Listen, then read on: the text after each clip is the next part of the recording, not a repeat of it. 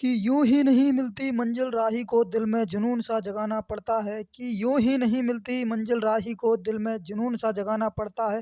पूछा चिड़िया से कैसे बना तेरा घोंसला तो तिनका तिनका उठाना पड़ता है। नमस्कार साथियों, स्वागत अभिनंदन आप सभी का हमारे इस यूट्यूब चैनल पर। आशा और उम्मीद आप सभी मस्त होंगे, स्वस्थ होंगे और अपनी तैयारी में व्यस्त होंगे। जैसा कि साथियों आप सभी को विदित है कि हम राजस्थान बीएसटीसी परीक्षा 2024 को मद्देनजर रखते हुए जो हमारा राजस्थान जीके है, जी हाँ साथियों, जो राजस्थान सामान्य ज्ञान है उसको हम थ्योरी के माध्यम से हल कर रहे हैं साथियों। और हमारी क्लासें रेगुलर चल रही हैं साथियों, कंटिन्यू चल रही हैं साथियों। और हमारी ये 6वीं क्लास होने वाली है साथियों। हमारी 5 क्लासें पहले हो चुकी हैं। जो साथी चैनल पर नए जुड़े हैं उनसे कहना चाहूँगा कि चैनल पर जा कर के देखें, प्लेलिस्ट बनी हुई है राजस्थान पीटीटी परीक्षा 2024 के नाम से वहाँ पर प्लेलिस्ट बनी हुई है। आप वहाँ पर जा कर के पिछली क्लासें देख सकते हैं साथियों। और साथियों चैनल पर नए हो तो चैनल को सब्सक्राइब अवश्य करें, और क्लास पसंद आए तो क्लास को लाइक करें, शेयर करें और कमेंट में बताएं कि क्लास कैसी लगी साथियों। ठीक है साथियों, बिना किसी देरी के सेशन को शुरू करते हैं साथियों। देखिए, कल हमने कुछ महत्वपूर्ण तथ्य थे वो कर लिए। अब उससे आगे जो भी हमारे जो तथ्य होने वाले हैं, जी हाँ साथियों, जो आगे तथ्य होने वाले हैं उनको हम हल कर रहे हैं साथियों। यहाँ तक हमारे जो भी तथ्य थे हो चुके, लेकिन इससे आगे जो भी होने वाले हैं उनको हम कंटिन्यू कर रहे हैं। ठीक है साथियों, जो साथी जुड़े हैं वो पिछली क्लासें ज़रूर देख लें, उनको अच्छे से समझ में आएगा साथियों। चलिए शुरू करते हैं साथियों। देखिए क्या फैक्ट है साथियों, इससे बाहर आपका क्वेश्चन नहीं जाएगा साथियों। विश्वास रखिए, विश्वास ही एक ऐसी चीज़ होती है साथियों जिसके जिसके बल पर किसी चीज़ को भी जीता जा सकता है। कोई भी चीज़ हो संसार में, विश्वास है तो वो आपके पास है। ठीक है साथियों, देखिए पहला क्या है कि राजस्थान में, जी हाँ साथियों, राजस्थान में बेंटोनाइट के प्रमुख उत्पादक जिले कौन कौन से हैं। जी हाँ साथियों, राजस्थान में जो बेंटोनाइट है उसके प्रमुख उत्पादक जिले कौन कौन से हैं वो आपको बताने हैं। देखिए कौन कौन से हैं आपके हैं, बाड़मेर, बीकानेर और सवाई माधोपुर। यानी कि जो बेंटोनाइट है, जी हाँ साथियों, बेंटोनाइट एक खनिज है। जी हाँ साथियों, बेंटोनाइट एक क्या है, एक खनिज है जो कि कहाँ पर पाया जाता है। मुख्य रूप से तो साथियों ये आपके बाड़मेर और बीकानेर जिले में पाया जाता है। जी हाँ साथियों, कौन से में, बाड़मेर और बीकानेर जिले में। सवाई माधोपुर में भी ये थोड़ा थोड़ा पाया जाता है साथियों, लेकिन मुख्य रूप से कौन से जिलों में पाया जाता है साथियों, आप कहेंगे बाड़मेर और बीकानेर। ठीक है साथियों, तीनों याद करने हैं आपको। क्या कि राजस्थान में जो बेंटोनाइट प्रमुख उत्पादक जिले हैं वो कौन कौन से हो जाएंगे, तो साथियों तीनों को याद करना है आपको फिलहाल तो, कि बाड़मेर, बीकानेर और सवाई माधोपुर। तीनों को याद करना है, कौन कौन से, बाड़मेर, बीकानेर, सवाई माधोपुर। ठीक है साथियों, क्लियर है।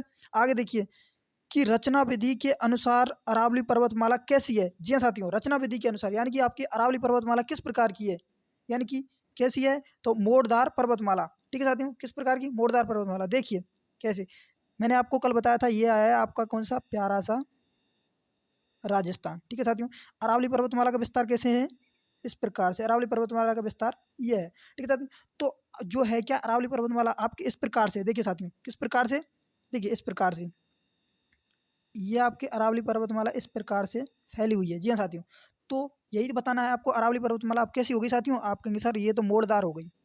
ठीक है साथियों, क्योंकि इसमें मोड़ पले डले हुए हैं साथियों, तो मोड़दार मोड़दार हो जाएगी आपकी। ठीक है साथियों, तो यही तो पूछ रहा है आपसे, क्या कह रहा है कि रचना विधि के अनुसार अरावली पर्वतमाला कैसी है, तो मोड़दार पर्वतमाला है। जी साथियों, यहाँ तक क्लियर है साथियों, बिल्कुल कोई भी दिक्कत आनी नहीं चाहिए साथियों। फिर भी कोई दिक्कत आती है तो कमेंट बॉक्स खाली पड़ा है आपके लिए, बार बार कहता हूँ मैं, वहाँ आप क्वेश्चन पूछ सकते हैं साथियों। मैं हर क्वेश्चन का आपके रिप्लाई अवश्य देता हूँ। देखिए अगला, देखिए कि राजस्थान में मरुस्थलीकरण का मूल कारण क्या है। जी हाँ साथियों, कि राजस्थान में जो मरुस्थलीकरण है, जी हाँ साथियों, मरुस्थलीकरण का मतलब जानते हो, यानी कि मरुस्थल का विस्तार हो रहा है, वो किसकी कमी, किसकी वजह से होता है, हो रहा है, तो आप कहेंगे सर वर्षा की न्यूनता के कारण। क्यों, देखिए ये आपका यहाँ पर हो गया कौन सा, देखिए ये एरिया हो गया आपका, आप कहेंगे सर ये हो गया क्या, ये हो गया आपका मरुस्थल। ठीक है साथियों, क्या हो गया, मरुस्थल, मरुस्थल हो गया। अब मरुस्थल का विस्तार किसकी कमी के कारण हो रहा है, तो आप कहेंगे सर मरुस्थल का विस्तार हो रहा है तो वो किसकी कमी के कारण हो सकता है, वर्षा की कमी के कारण। यानी कि वर्षा कम हो रही है तो भी, तो ही तो, यानी कि वहाँ पर क्या है, मिट्टी है, यानी कि मिट्टी है तो वहाँ पर क्या है, रेत है, रेत है तो वर्षा की कमी के कारण वहाँ पर रेत ही रेत है, इसी वजह से वहाँ पर क्या है, मरुस्थल का विस्तार है। ठीक है साथियों, यहाँ तक क्लियर है। स्क्रीनशॉट लेना चाहें बिल्कुल ले सकते हैं, नोट्स इसी प्रकार से बनाने हैं। और जब आपका टेस्ट होगा साथियों तो आपको यहीं से फैक्ट आपको डायरेक्ट इसी जो पढ़ाया हुआ है इसी में से आपका टेस्ट होगा। जी हाँ साथियों, बिल्कुल इसी में से टेस्ट होगा, और टेस्ट में बिल्कुल आपको 100% अपना रिजल्ट प्रदान करना है साथियों। जी हाँ, बिल्कुल। आगे चलें? चलिए, देखिए अगला फैक्ट क्या है? अगला है कि जो छप्पन का मैदान स्थित है, जी हाँ साथियों, छप्पन का मैदान स्थित है वो कहाँ पर है? छप्पन का मैदान आपको बताना है कहाँ पर है, तो प्रतापगढ़ और बांसवाड़ा के मध्य हो जाएगा। कहाँ पर? प्रतापगढ़ और बांसवाड़ा के मध्य आपका जो मैदान है वो, उस मैदान को क्या कहते हैं? छप्पन का मैदान। जी हाँ साथियों, छप्पन का मैदान कहाँ हो जाएगा? आप कहेंगे सर प्रतापगढ़ और बांसवाड़ा के मध्य। ठीक है साथियों, छप्पन का मैदान कहाँ होगा? प्रतापगढ़ बांसवाड़ा के मध्य। बार बार साथियों रिपीट करा करो, क्योंकि इसी की वजह से आपको याद हो सकती है राजस्थान जी के। जी हाँ साथियों, छप्पन का मैदान कहाँ हो जाएगा? प्रतापगढ़ बांसवाड़ा। इसी प्रकार से आपको नोट्स बनाना है जिस प्रकार से मैंने इसको लिखा है। ठीक है साथियों, बिल्कुल आपको नोट्स बनाने में आसानी हो इसी प्रकार से, इसी वजह से मैंने इस प्रकार से आपको लिखा है साथियों। ठीक है, अगला देखिए फैक्ट क्या है कि राजस्थान में कौन सा बीहड़, जी हाँ कौन सा क्षेत्र बीहड़ स्थलाकृति के लिए संपूर्ण भारत में जाना जाता है? जी हाँ साथियों, बिल्कुल मैंने आपको कल बार बार बताया था साथियों, फिर दोबारा से फिर पूछ लिया गया है, यानी कि कौन सा है? चंबल बेसिन। यानी कि देखिए किस प्रकार से मैंने बताया था, ये आपका हो गया क्या प्यारा सा राजस्थान। ठीक है साथियों, मैंने बताया था चंबल नदी का विस्तार किस प्रकार से होता है, इस प्रकार से होता है कि नहीं, चंबल नदी इस प्रकार से बहती है। अब इसमें जो आपका पूछ रहा है क्या, देखिए बीएड स्थलाकृति, जी हाँ साथियों, बीएड स्थलाकृति के लिए जाना जाता है, संपूर्ण भारत में जानी जाती है, तो वो कौन सी है साथियों? वो चंबल नदी हो जाएगी। ठीक है साथियों, क्या? चंबल नदी, चंबल नदी बीएड स्थलाकृति के लिए हो जाएगी चंबल नदी। ठीक है साथियों, सर्वाधिक बीएड पाए जाते हैं चंबल नदी के कारण पाए जाते हैं, चंबल नदी के विस्तार से। ठीक है साथियों, यहाँ तक क्लियर है साथियों? आगे देखिए क्या है कि राजस्थान का राज्य के सबसे ऊंचे पठार, यानी कि उड़िया का पठार की कितनी ऊंचाई है? उड़िया का पठार की ऊंचाई बतानी है आपको, उसकी ऊंचाई कितनी है? तो 1360 मीटर। जी हाँ साथियों, उड़िया का पठार कल मैंने आपको बताया था क्या? बताया था। कहाँ पर है? जल्दी कमेंट बॉक्स में बताना इसका आंसर।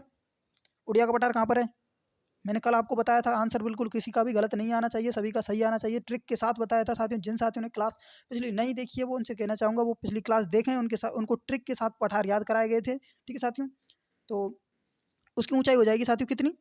आप कहेंगे 1360 मीटर। जी हाँ साथियों, क्या राजस्थान राज्य के सबसे ऊंचे पठार कौन सा है? सबसे पहली बात, राजस्थान राज्य का सबसे ऊंचा पठार आप कहेंगे सर उड़िया का पठार हो जाएगा। उड़िया का पठार, उसकी ऊंचाई 1360 मीटर। कहाँ पर है वो आपको कमेंट में अपना आंसर बताना है। जी हाँ साथियों, उड़िया का पठार कहाँ पर है, कमेंट में इसका आंसर बताना है। ठीक है, अगला देखिए क्या है, इसका स्क्रीनशॉट लेना चाहे ले सकते हैं साथियों, बिल्कुल आपको नोट्स इसी प्रकार से बनाने हैं। आगे चलें, चलिए देखिए क्या है अगला।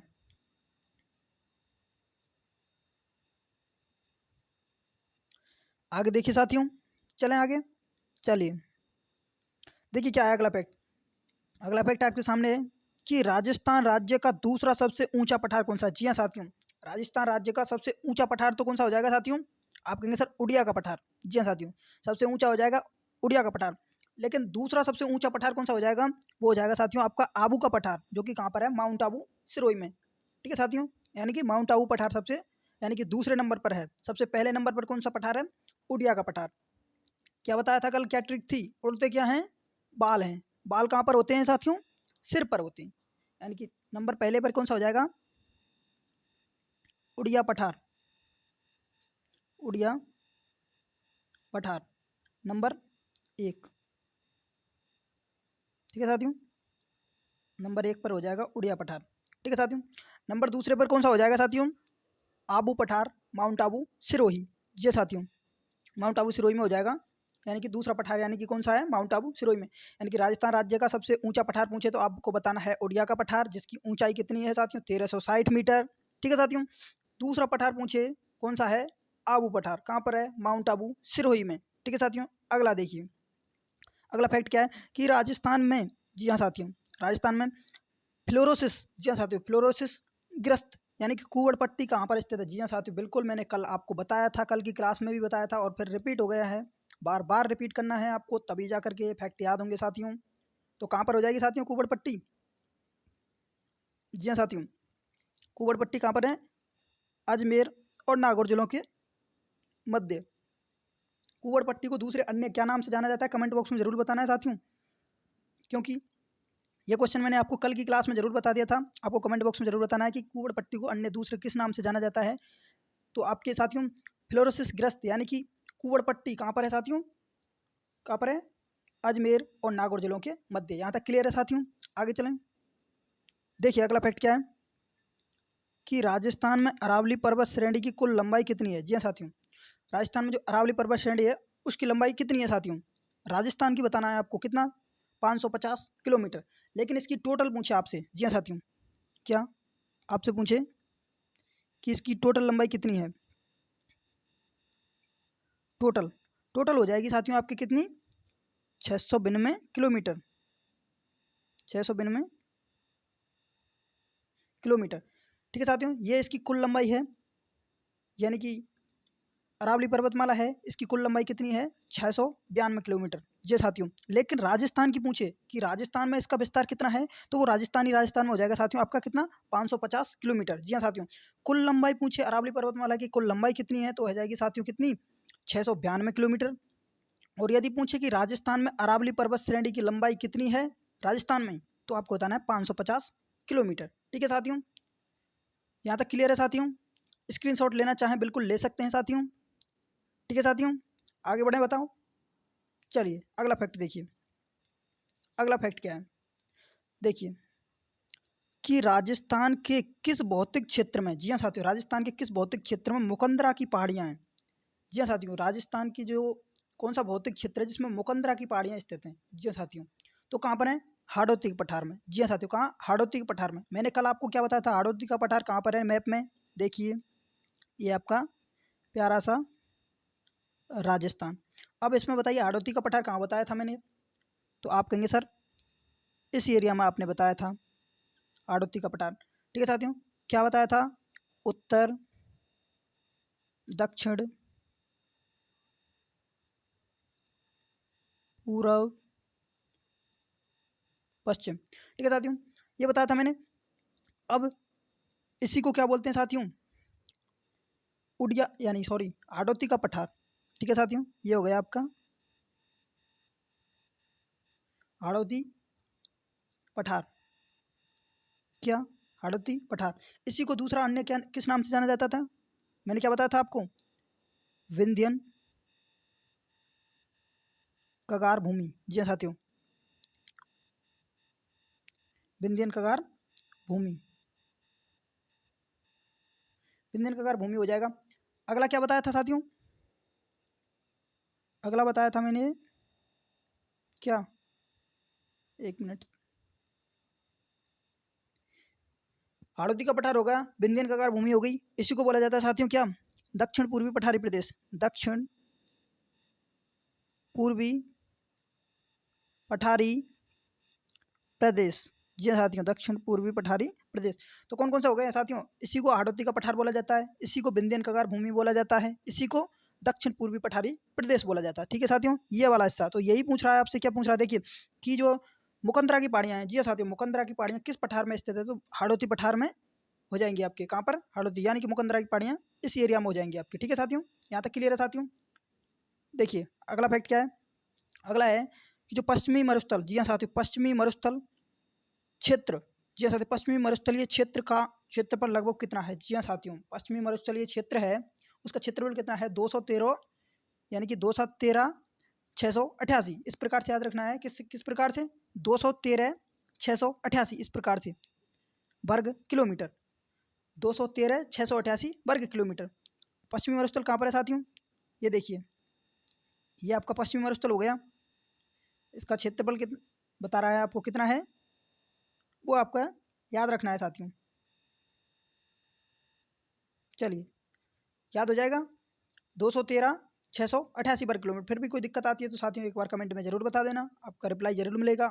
ठीक है साथियों, अगला देखिए कि राजस्थान के दक्षिण से होकर, जी हाँ साथियों, कौन सी रेखा गुजरती है दक्षिण से होकर? कल क्या बताया था मैंने? बिल्कुल कल की क्लास में, और मैंने दोनों क्लासों में आपको रिवीजन करवाया था उसी का, कि क्या बोलना था कि राजस्थान के दक्षिण से होकर के कौन सी रेखा गुजरती है। देखिए ये आपका प्यारा सा राजस्थान, और इसमें से क्या बताया था मैंने? इस प्रकार से दक्षिण से होकर के कौन सी रेखा गुजरती है? तो आप कहेंगे सर कौन सी? कर्क रेखा। कर्क रेखा गुजरती है कि नहीं? कर्क रेखा बोलते हैं या फिर क्या बोलते हैं? 23.5 डिग्री उत्तरी अक्षांश। जी हाँ साथियों, क्या? 23.5 डिग्री उत्तरी अक्षांश। तो दक्षिण से होकर कौन कौन सी रेखा गुजरती है यहाँ से, तो आप कहेंगे सर कर्क रेखा। नो डाउट, क्लियर है। कौन कौन से जिलों से होकर के गुजरती है वो भी आपको याद रखना है। कौन से जिले हैं,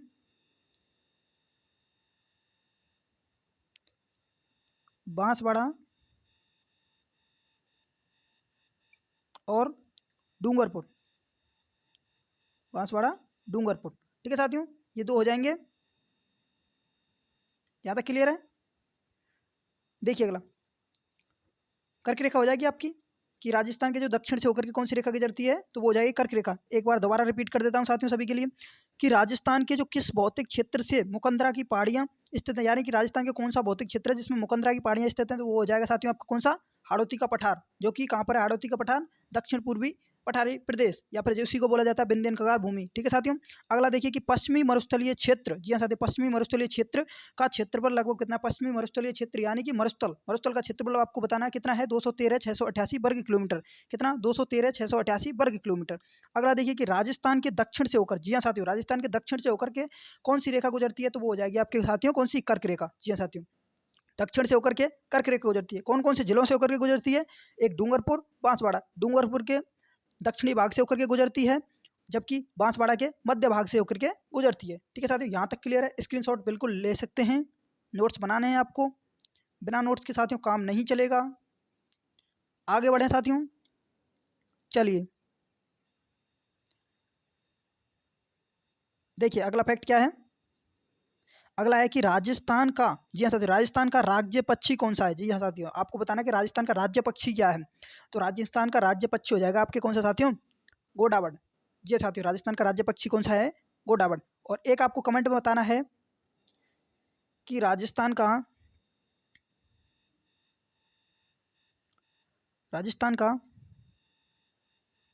राज्य पशु, ये तो पक्षी हो गया, आपको बताना राजस्थान का राज्य पशु कौन सा है, राजस्थान का राज्य पशु बताना है आपको कौन सा है। ठीक है साथियों, कमेंट में इसका आंसर आना चाहिए। आगे देखिए, ये गोडावड़ हो जाएगा साथियों, आपका राजस्थान का राज्य पक्षी कौन सा हो जाएगा, गोडावड़। ठीक है साथियों, वही देखिए ऊपरमाल किसका भाग है। जी हाँ साथियों, ऊपरमाल का पठार मैंने आपको बताया था, कहाँ पर है, कल शायद ऊपरमाल का पठार नहीं बताया था साथियों। ठीक है, अभी ट्रिक्स बताते हैं इसकी। देखिए ऊपरमाल का पठार किसका भाग हो जाएगा, कि हाड़ौती पठार का भाग है। ठीक है साथियों, हाड़ौती पठार का भाग हो जाएगा। अगला देखिए कि वर्तमान में अरावली पर्वतमाला किस रूप में विद्यमान है। जी हाँ साथियों, वर्तमान में जो अरावली पर्वतमाला है वो किस रूप में विद्यमान है, आपको ये बताना है।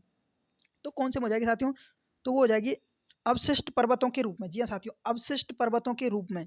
अवशिष्ट जानते हो, यानी कि जो अनुपयोगी कह सकते हैं, उनके पर्वतों के रूप में विद्यमान है वर्तमान में जो अरावली पर्वतमाला है साथियों। बिल्कुल यहाँ तक क्लियर है साथियों, स्क्रीनशॉट ले सकते हैं इसका।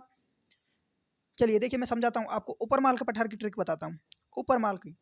ठीक है साथियों, ऊपरमाल के पठार की ट्रिक क्या है, ट्रिक है देखिए,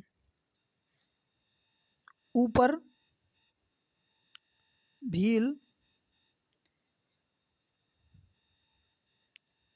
चित्त पड़ा है।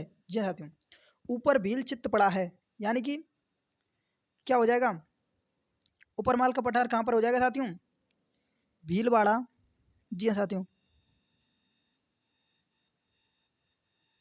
भीलवाड़ा व चित्तौड़गढ़ के मध्य, भीलवाड़ा व चित्तौड़गढ़ के मध्य। ट्रिक्स क्या है, ऊपर भील चित्त पड़ा है, भील से बनाइए भीलवाड़ा और चित्त से बनाइए चित्तौड़गढ़। क्या, ऊपर भील चित्त पड़ा है, ऊपर से बनाइए ऊपरमाल का पठार, भील से बनाइए भीलवाड़ा, चित्त से बनाइए चित्तौड़गढ़। यानी कि ऊपरमाल का पठार कहाँ हो जाएगा, भीलवाड़ा और चित्तौड़गढ़ के मध्य। जी हाँ साथियों, कहाँ पर हो जाएगा, भीलवाड़ा और चित्तौड़गढ़ के मध्य। बिल्कुल साथियों, क्लियर है यहाँ तक। देखिए स्क्रीनशॉट ले लिया साथियों इसका, आगे चलें। बिल्कुल, चलिए आगे चलते हैं। अगला फैक्ट देखिए, अगला फैक्ट क्या है कि छप्पन का मैदान, जी हाँ साथियों, छप्पन का मैदान किसे कहते हैं, ये आपको बताना है कि छप्पन का मैदान। आपसे परिभाषा तो साथियों नहीं पूछी जाएगी, लेकिन ये पूछा जाएगा कि छप्पन का मैदान का विस्तार किन जिलों में है, तो ये पूछा जा सकता है। या फिर आपको इस प्रकार से दे देगा कि छप्पन नदी, यानी कि छप्पन का मैदान, यानी कि छप्पन ग्राम समूह तथा नदी नालों के प्रवाह क्षेत्र को क्या कहा जाता है, तो छप्पन का मैदान कहा जाता है। इस प्रकार से आपसे पूछा जा सकता है। देखिए पहले क्या है कि मध्य माही बेसिन, जी साथियों, ये माही है साथियों, ये थोड़ा मिसप्रिंटिंग हो गया है, टाइपिंग मिस्टेक। तो देखिए मध्य माही बेसिन का भू क्षेत्र जो बांसवाड़ा व प्रतापगढ़ के मध्य स्थित है। जी हाँ साथियों, जो मध्य माही बेसिन है, ठीक है साथियों, उसका क्या है, बांसवाड़ा व प्रतापगढ़ क्षेत्र के मध्य स्थित है। ये क्या, छप्पन का मैदान, 56 ग्राम समूह तथा नदी नालों का प्रवाह क्षेत्र होने के कारण इस भूभाग को छप्पन का मैदान कहा जाता है। किस कारण कहा जाता है कि 56 ग्राम है यहाँ पर और 56 ही नदी नाले हैं, इसी कारण इसको क्या कहा जाता है, छप्पन का मैदान कहा जाता है। यानी कि जो डूंगरपुर सॉरी बांसवाड़ा व प्रतापगढ़ के मध्य जो एरिया है, जो क्षेत्र है, यानी कि बांसवाड़ा और प्रतापगढ़ के मध्य जो एरिया है, जी हाँ साथियों, वहाँ पर क्या है कि 56 गांव आते हैं उस एरिया में और 56 ही नदी नाले हैं, तो इसी कारण उसको कहा जाता है छप्पन का मैदान। ठीक है साथियों, कहाँ पर हो जाएगा आपके, बांसवाड़ा प्रतापगढ़ में। देखिए मैप के माध्यम से थोड़ा मैं आपको क्लियरिफिकेशन कर देता हूँ आपका। देखिए ये हो गया आपका प्यारा सा राजस्थान। ठीक है साथियों, अब आपके देखिए जो माही नदी है, माही नदी इस प्रकार से उल्टे यू के प्रकार के इस प्रकार से बहती है राजस्थान में, इस प्रकार से माही नदी। ठीक है साथियों, और यहाँ पर इस एरिया में आता है, यहाँ पर आपका इसमें आते हैं आपके बांसवाड़ा प्रतापगढ़।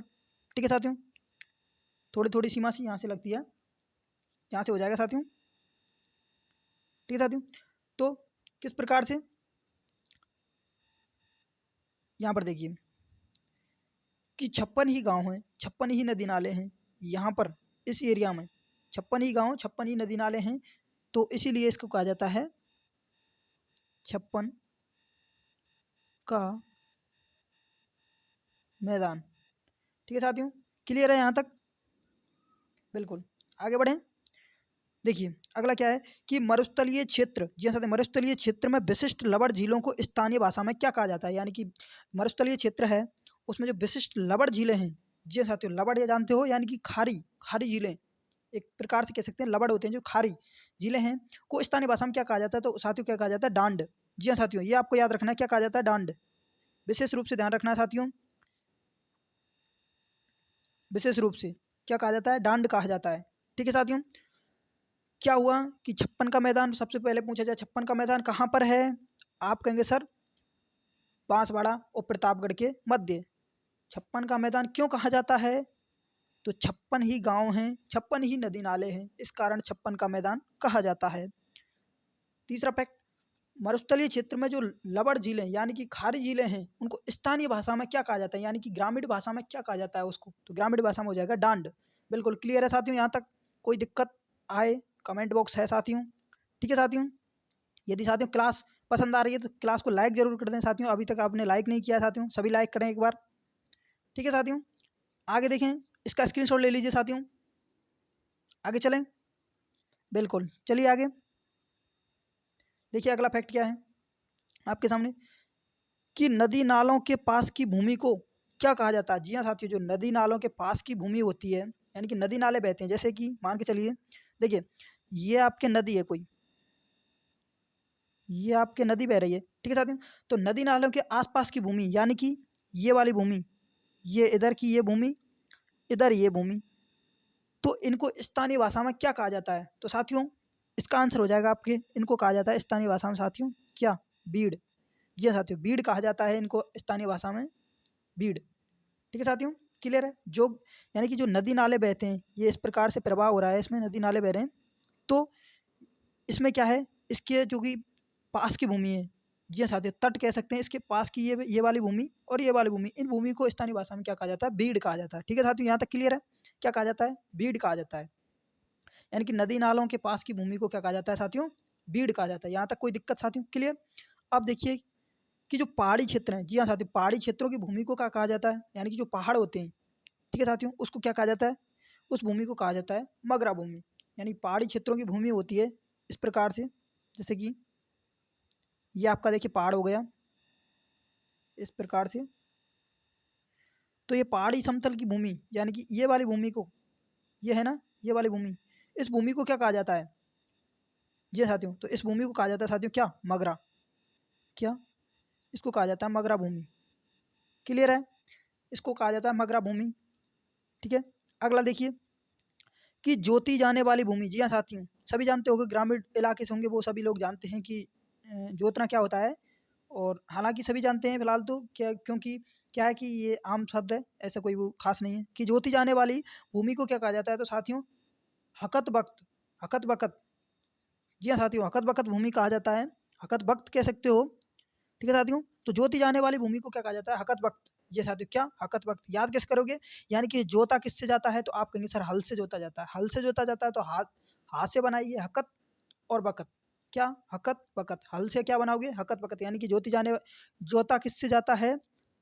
यानी कि आपके पास कोई खेत है, खेत को किससे जोता जाता है? तो हल से जोता जाता है। हल से जोता जाता है तो हल से बनाइए हकत-बकत।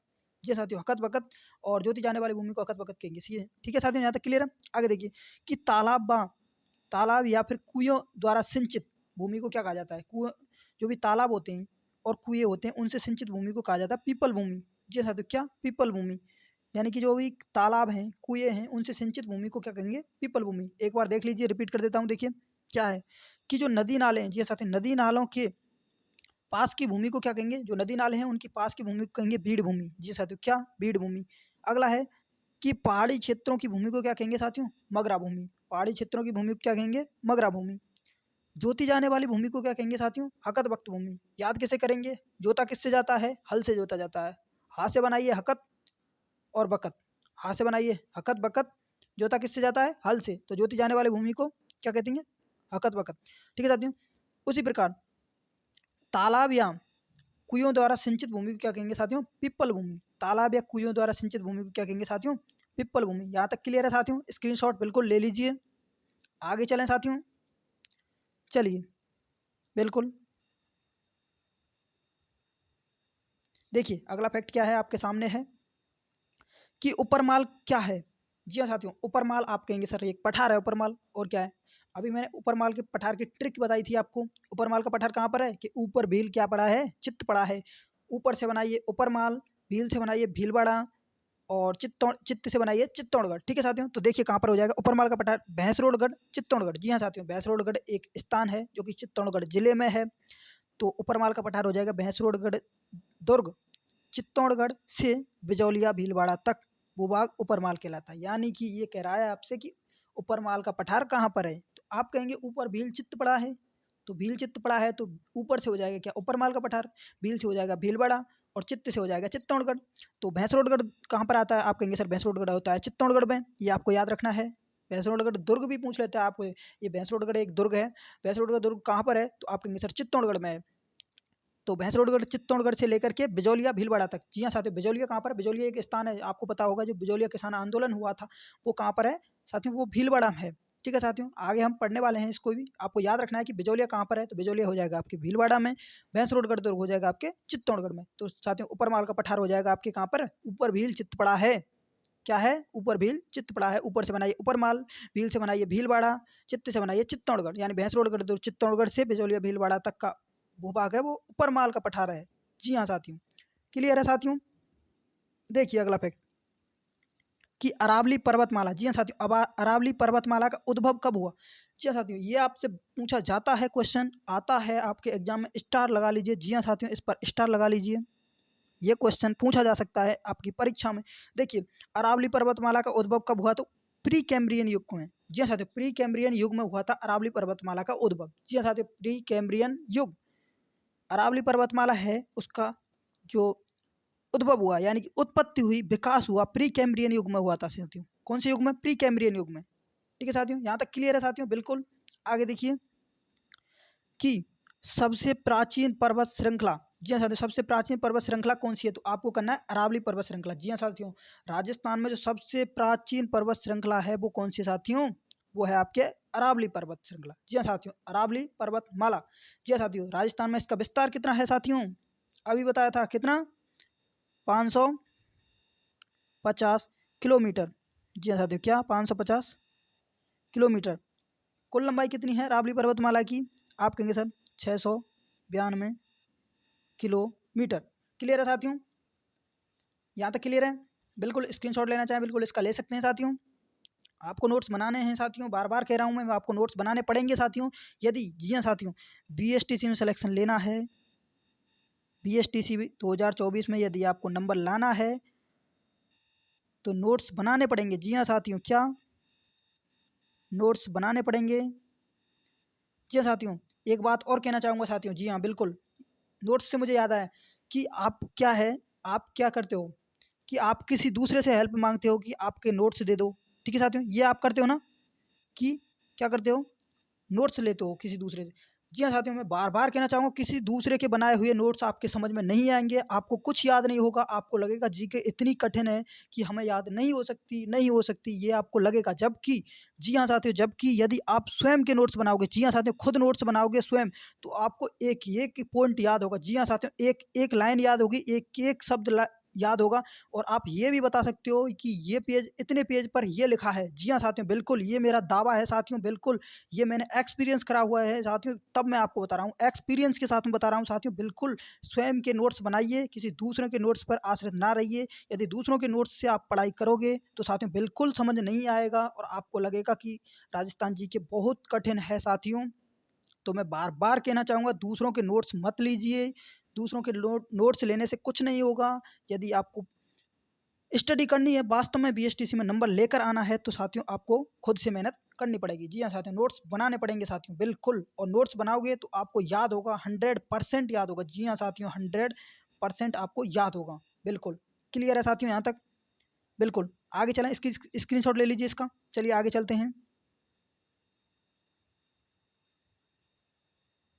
देखिए, आज के लिए साथियों इतना ही लेकर आया मैं, ठीक है साथियों? अभी आपके लिए एक क्वेश्चन देता हूँ साथियों, उसको आपको कमेंट बॉक्स में ज़रूर आंसर देना है साथियों। क्या है क्वेश्चन? क्वेश्चन है साथियों, इसी क्लास में से आपका एक क्वेश्चन पूछा जा रहा है, कौन-सा? कि जो मरुस्थल है, जी हाँ साथियों, मरुस्थल, मरुस्थल का आपको बताना है विस्तार, मरुस्थल का विस्तार बताना है आपको, ठीक है साथियों? ये हो जाएगा क्वेश्चन नंबर 1। क्वेश्चन 1 बताना है मरुस्थल का विस्तार कितना है, ठीक है साथियों? इसी क्लास का क्वेश्चन है, ठीक है साथियों? दूसरा क्वेश्चन देखिए, दूसरा क्वेश्चन बताना है आपको, दूसरा क्या है कि अरावली पर्वतमाला की कुल लंबाई, अरावली पर्वतमाला की कुल लंबाई, ठीक है साथियों? जब यदि आप साथियों आंसर बताओ तो इसका मतलब क्वेश्चन लिख देना पहले कि पहले का आंसर ये, दूसरे का ये, इस प्रकार से, ठीक है साथियों? अगला देखिए, तीसरा क्वेश्चन आपको दे रहा हूँ। तीसरा क्वेश्चन है साथियों, तीसरा क्वेश्चन बताओगे आप कौन सा लेता हूँ? ठीक है साथियों, तीसरा क्वेश्चन, जी हाँ साथियों, आपको बताना है जैसलमेर। जी हाँ साथियों, ये पिछली क्लास का क्वेश्चन है, ठीक है साथियों? जैसलमेर का क्षेत्रफल कितना है? जी हाँ साथियों, जैसलमेर का क्षेत्रफल कितना है? ये आपको बताना है साथियों, ठीक है साथियों? ये आपको 3 क्वेश्चन है साथियों, बिल्कुल, आपको सभी के क्वेश्चन के आंसर बताने हैं और आंसर आपको साथियों किस प्रकार से बताने हैं? इस प्रकार से, 1 का आंसर ये, इस प्रकार से लिख कर के, 1 का आंसर ए और 2 का आंसर ये और 3 का आंसर ये। इस प्रकार से आपको बताना है साथियों, बिल्कुल। यदि साथियों क्लास पसंद आई तो क्लास को लाइक करें साथियों, और आप साथियों एक गलती बहुत बड़ी करते हो साथियों, आप शेयर नहीं करते साथियों क्लास को। शेयर करने से कभी कॉम्पिटिशन नहीं बढ़ता है साथियों। आपको मैं बार-बार कहना चाहूँगा साथियों, कॉम्पिटिशन आपके जो है कंपटीशन वो ही रहेगा साथियों। आपको ये डर लगता है कि हम क्लास को शेयर करेंगे तो हमारा कंपटीशन बढ़ेगा, तो साथियों इस प्रकार की कोई वो नहीं है साथियों। आपको स्टडी करनी पड़ेगी और स्मार्ट स्टडी करनी पड़ेगी साथियों। मैं कहना चाहूँगा साथियों, मेरे प्लेटफॉर्म पर यहाँ पर जितने भी साथी जुड़े हुए हैं, जी हाँ साथियों, जितने भी साथी जुड़े हुए हैं, मैं चाहता हूँ उनका सभी का सिलेक्शन बीएसटीसी 2024 में हो। जी हाँ साथियों, बीएसटीसी 2024 में उनका सिलेक्शन हो साथियों। और साथियों क्लास कैसी लगी ज़रूर बताना साथियों, और जिन साथियों ने अभी टेलीग्राम चैनल को हमारे को ज्वाइन नहीं किया तो लिंक डिस्क्रिप्शन बॉक्स में दे दिया गया है, वहाँ से जाकर आप ज्वाइन कर सकते हैं। और साथियों बिल्कुल आपके जितने भी साथी हैं जहाँ से आप, जैसे कि मान लीजिए आप कोई रीजनिंग की क्लास अभी अभी दूसरी प्लेटफॉर्म से ले रहे हो, वहाँ पर आप अपने साथियों से कहिए कि वहाँ पर हमको राजस्थान जीके की बहुत अच्छी तैयारी कराई जा रही है बबलू सर के द्वारा, तो वहाँ से आप पढ़ सकते हैं। जी हाँ साथियों, उनको कीजिए, जहाँ पर आप क्लास में पढ़ते हो उनको बताइए। यदि आप बताओगे उनको तो उन्हें भी हेल्प मिलेगी साथियों इसमें, ठीक है साथियों? चलिए मिलते हैं एक और नए सेशन में, तब तक के लिए खुश रहिए, मस्त रहिए, बिंदास रहिए। जय हिंद, जय भारत। आप सभी का दिन शुभ हो।